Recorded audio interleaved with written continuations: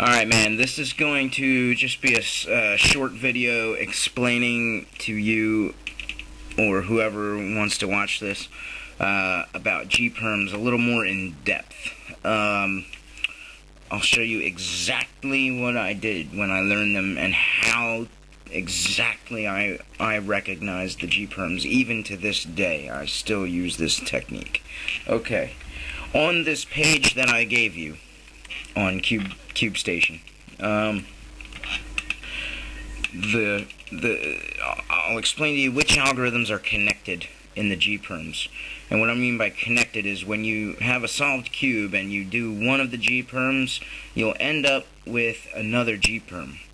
So on this page, the first algorithm, if you did that from a solved cube, you'll end up with case number 4 on the G-perms, the fourth case. If you do, and vice versa, if you do 4, you'll end up with 1. And the same thing with 2 and 3. If you do number 2, you'll end up with case number 3, and vice versa. Now, case number 1 from a solved cube, here. Or no, I'll do case number 4 just because I want to get into case number 1. So, this is case number 4. This is how I do it from the other side. There. Whoops, I forgot what I was doing. Hang on. Hold on. Yeah. Okay. This is case number 1. Now, I know on the picture they are showing it as from this angle with the bar here. But the way I learned it and the way I recognize it is to always hold the bar on the left. Now you'll notice 2 of these G-perms have a bar on the left face if you hold the bar to the left. 2 of them have a bar on the left face like this, and 2 of them have a bar on the front face here. So what you do is you narrow it down. You decide whether or not, by holding the bar to the left, you decide whether it's a case where the bar is on the left face or the front face. That'll help you decide which category you have to look into. So in this case we have the left face bar.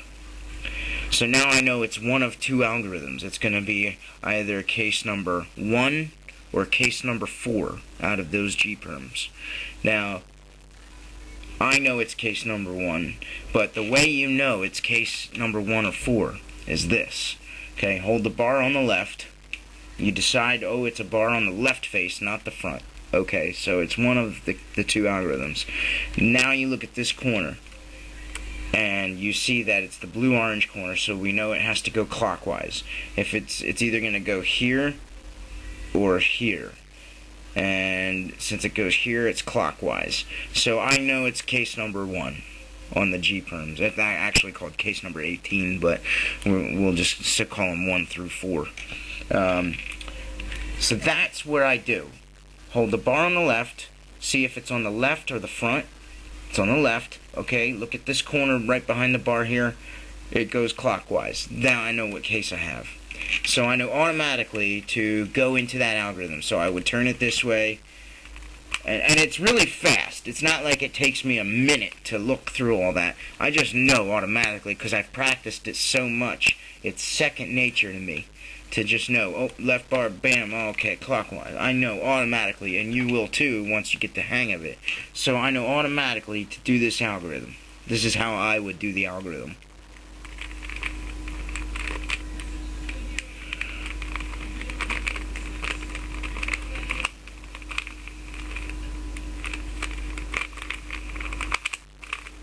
Bam. Okay? Now, if I do that again, we'll get into case number 4. Alright. Here's case number 4. Now, I'm not sure. I can't really see how they have it on the page here because I can't move the page or my camera freezes and all this crap. So, case number 4. Oh, yeah, they have it this way. Case number 4 is with the bar on the left on the picture. Okay. But sometimes you'll end up getting into that case from this position. So you'll do it like this instead of doing L, U, L prime, whatever it is, or L prime, U, L, U prime, L, whatever. You know what I mean? Instead of doing it with the left, you'll end up on the right, so you can just do it like that. That's how the algorithm begins. But if you end up with it like this, that's... Anyway, hold the bar on the left. So we see that's on the left. Then we see this corner goes counterclockwise because it goes here. So I know automatically it's case number 4. So I would go right into this. And this is how I would do this.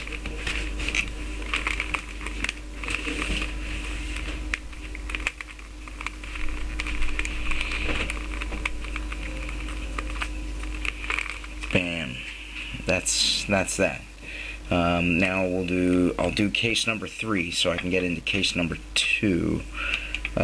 Case number 3 is this one. Okay. Case number 3. I know they have it differently on the picture. I think they have it like this. But we'll hold the bar on the left side of the cube. We see that it's in the front. So we know it's one of the 2 algorithms, either case number 2 or 3.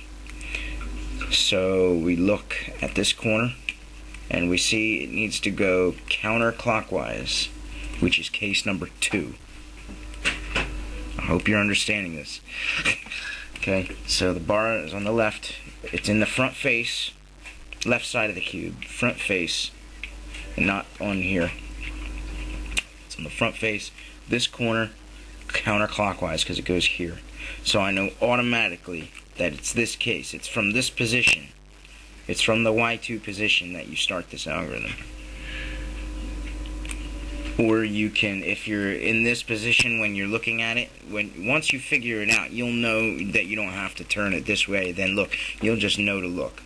But if you get into it from this position, you can just do U2, then do the algorithm instead of turning Y2. But you start it from this position and you do this. Oh no, I'm sorry. You do this. What am I doing? Alright, hold on. It's this way. Sorry.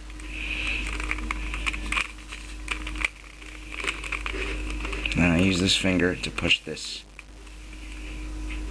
See that? And then I just do my Y2. Then I come and put the pair in.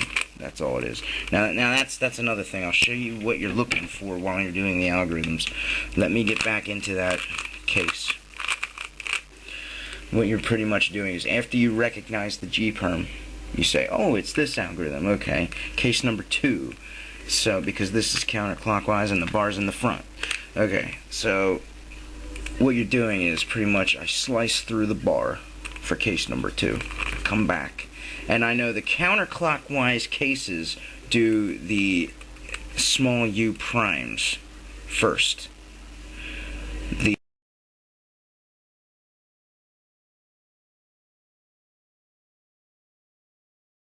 So I slice through the bar, do the counterclockwise u perm, or not u perm, counterclockwise small u. Then it always starts with some kind of RU R prime crap, or RU prime R, something that has to do with that. And in this particular case, it starts with R prime U. And you know what? I'm looking at this right now. There's a mistake on the algorithm. On the page. Hang on. Oops. I just noticed a mistake on the page.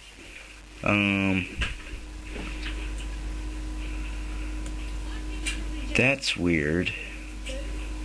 Oh, I'm wrong. I'm sorry. Okay. Yeah, so what you do.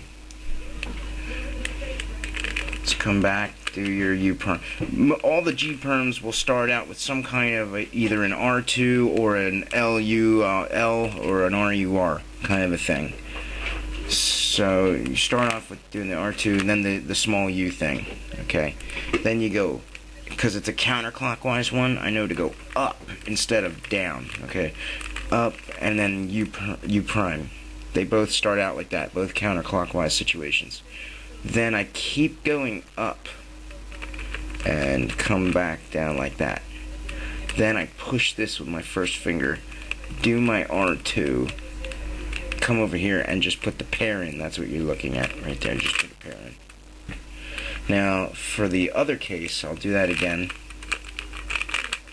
For case number 3, it's this, okay? Got the bar here in the front, so I look at this corner, it goes clockwise. So I know to do this case where I grab the bar itself and I do an RUR thing. RUR prime. And then I do U. Well, wait a minute, hold on. I gotta do it faster, I don't know.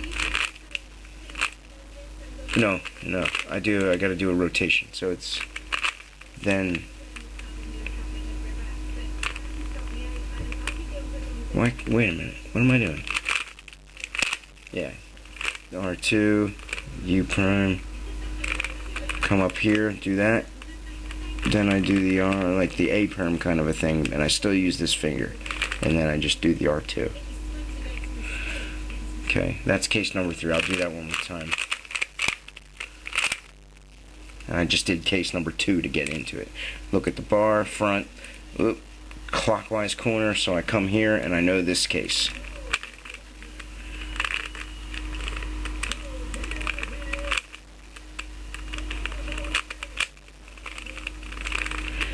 And I was wrong when I said that the counterclockwise cases do the small U prime, because that was a clockwise case and it still did the small U prime.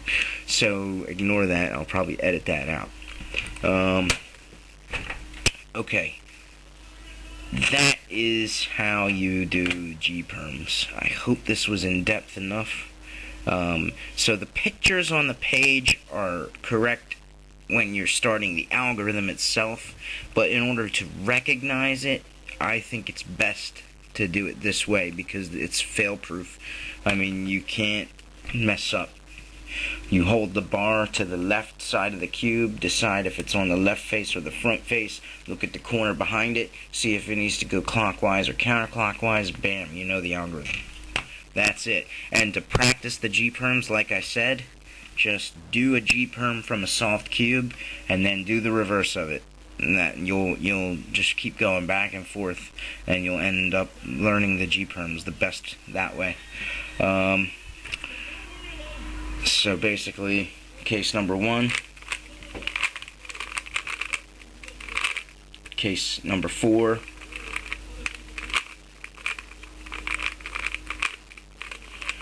case number 2,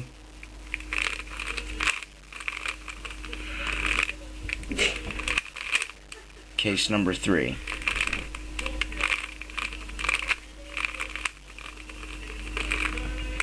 That's how it works. And that's a good way to just practice them. Alright, man. See ya.